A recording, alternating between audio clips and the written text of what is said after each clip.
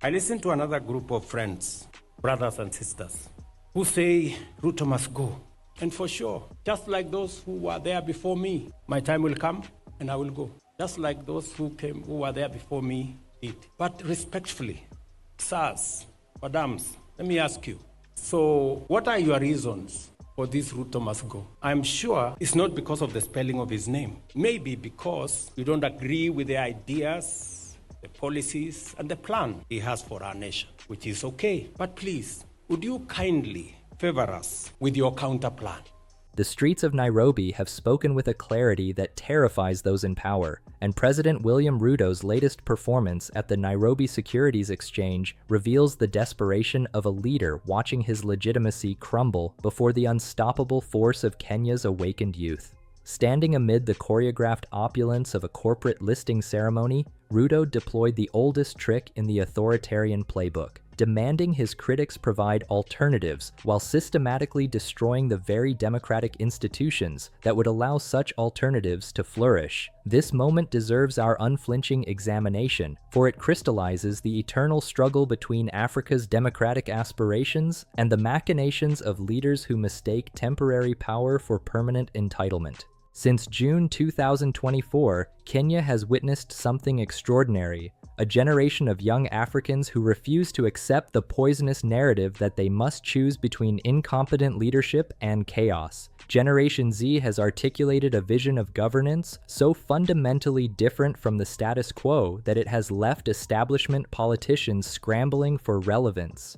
These young Kenyans have demonstrated what authentic political consciousness looks like. They reject ethnic manipulation, demand transparency over promises, and understand that true leadership serves the people rather than exploiting them. Ruto's challenge to provide policy alternatives represents a masterful deflection from his own catastrophic failures. This is the same leader whose economic policies have driven millions deeper into poverty, whose administration has been marked by extrajudicial killings during peaceful protests, and whose government has consistently prioritized debt servicing over basic human needs. When a leader's record is indefensible, the logical strategy becomes attacking critics for insufficient specificity in their alternatives, as if the burden of governance belongs to those demanding accountability rather than those wielding power. The profound arrogance embedded in Ruto's rhetoric cannot be overstated. His demand that young protesters present comprehensive policy frameworks reveals a fundamental misunderstanding of democratic accountability. Citizens are not required to become policy experts to recognize incompetence, corruption, or brutality. The young Kenyans chanting, "Ruto must go," have witnessed enough. They have seen their peers shot in the streets for demanding better governance, watched economic opportunities disappear while politicians accumulate wealth, and endured the humiliation of leaders who treat public resources as personal property. The timing of Ruto's desperate appeal, delivered at a corporate event celebrating financial transactions while ordinary Kenyans struggle with basic survival, illustrates the grotesque disconnect between political elites and popular reality. The Talanta Sports City Stadium, funded through this corporate listing, represents the kind of vanity project that African leaders pursue while their people lack access to clean water, healthcare, and educational opportunities. This is the classic pattern of neocolonial leadership. Spectacular infrastructure projects that generate photo opportunities and kickback opportunities while fundamental human needs remain unaddressed. Generation Z's response to such leadership represents a profound evolution in African political consciousness. These young people have transcended the ethnic calculations and patronage expectations that previous generations accepted as political reality. They have recognized that true liberation requires rejecting not just individual corrupt leaders, but the entire system of governance that reduces citizens to supplicants, begging for basic services from leaders who treat public office as personal inheritance. The movement's sophisticated understanding of power dynamics becomes evident in their rejection of traditional political intermediaries. They have bypassed the established opposition figures who now scramble to position themselves as movement leaders, recognizing that many of these politicians represent recycled versions of the same failed leadership model. This generational wisdom, the ability to distinguish between genuine change agents and opportunistic politicians, represents one of Africa's most hopeful political developments in decades. Ruto's attack on former Chief Justice David Maraga for characterizing Kenya as a failed state reveals another layer of his administration's intellectual bankruptcy. Rather than addressing the systemic failures that might justify such characterization, Ruto attacks the messenger while ignoring the message. This strategy, shooting the thermometer instead of treating the fever, has become the hallmark of African leaders who mistake criticism for disloyalty and accountability for betrayal. The economic dimensions of Kenya's crisis extend far beyond Ruto's personal failures to reflect broader patterns of neocolonial exploitation that Generation Z increasingly understands and rejects. Kenya's economy remains structured to serve external interests rather than domestic needs, with young people bearing the cost of debt arrangements they never approved and development strategies that prioritize export earnings over local employment. The protesters' demands for economic transformation reflect a sophisticated understanding that political change without economic restructuring remains meaningless. From a regional perspective, Kenya's youth movement carries implications that extend throughout East Africa and beyond. As other African countries grapple with similar challenges, aging leadership, economic stagnation, and democratic deficits, Kenya's Generation Z has provided a template for resistance that combines moral clarity with tactical sophistication. Their movement demonstrates that African youth need not choose between violent revolution and passive acceptance of bad governance. The Pan-African significance of this moment cannot be overstated. Across the continent, young Africans face similar challenges. Leaders who accumulated power through manipulation rather than merit, economic systems designed to perpetuate dependency, and political cultures that prioritize loyalty over competence.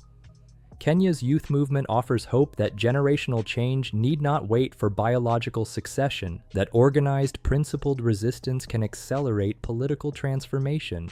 The cultural dimensions of this struggle reveal the deeper stakes involved. Generation Z's rejection of ethnic politics represents a fundamental challenge to the divide-and-rule strategies that have allowed mediocre leaders to maintain power by exploiting historical grievances. Their embrace of civic nationalism, loyalty to constitutional principles rather than ethnic affiliations, threatens the entire edifice of patronage politics that has defined Kenyan governance since independence. Moreover, their sophisticated use of digital organizing tools has democratized political communication in ways that traditional gatekeepers cannot control.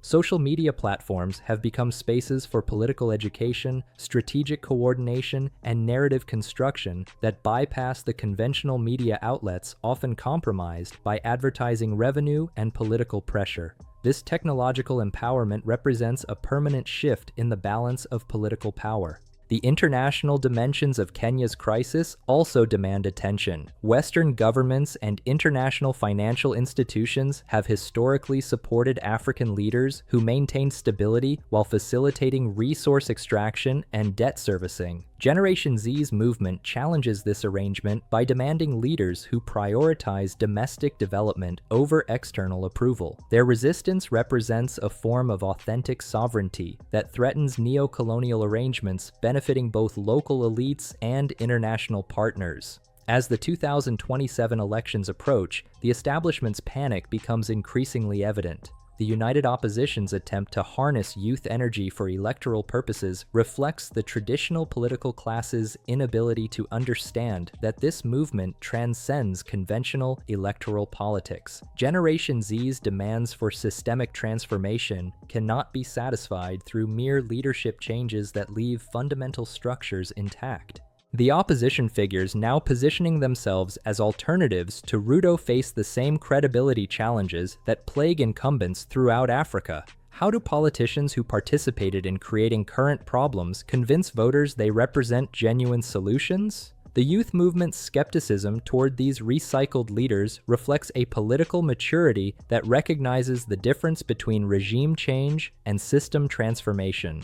Looking forward, Kenya's experience offers crucial lessons for African political development. The country's youth have demonstrated that effective resistance requires clear moral vision, tactical discipline, and generational solidarity that transcends traditional political boundaries. Their movement provides a template for challenging not just individual corrupt leaders, but the entire framework of governance that enables corruption, incompetence, and impunity. The implications extend beyond Kenya to questions of African dignity and self-determination. This generation refuses to accept the narrative that Africans must choose between bad governance and chaos, between corrupt democracy and efficient authoritarianism. They demand excellence as their birthright and accountability as the minimum standard for leadership. If you stand with Kenya's courageous youth in their struggle against a system that has failed them, if you believe that African young people deserve leaders who serve rather than exploit them, then your engagement matters. Like this video to amplify voices that mainstream media often ignores or misrepresents. Subscribe to our channel for analysis that treats African political movements with the respect and sophistication they deserve. Share this content with others who understand that Africa's democratic future depends on supporting movements that demand systemic transformation rather than cosmetic change. Ring that notification bell to stay informed about developments that shape our continent's political evolution. Your engagement directly supports our commitment to providing the kind of analysis that centers African agency, celebrates authentic resistance movements, and refuses to legitimize leaders who betray their people's trust. Together, we can ensure that the voices of Kenya's Generation Z and similar movements across Africa receive the attention and respect they have earned through their courage and sacrifice.